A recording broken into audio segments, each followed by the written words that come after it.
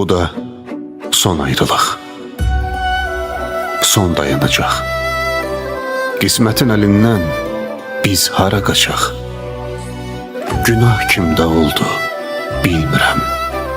Ancaq bilirəm, tek yanan mən olacağım. Seven sevdiğine böyle olmaz bigane. Atıp beni çıkıp gittin edip bahane. İndi günüm her gün geçir keder içimde.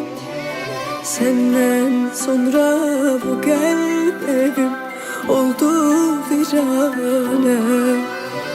Senden sonra bu kalp evim oldu virane.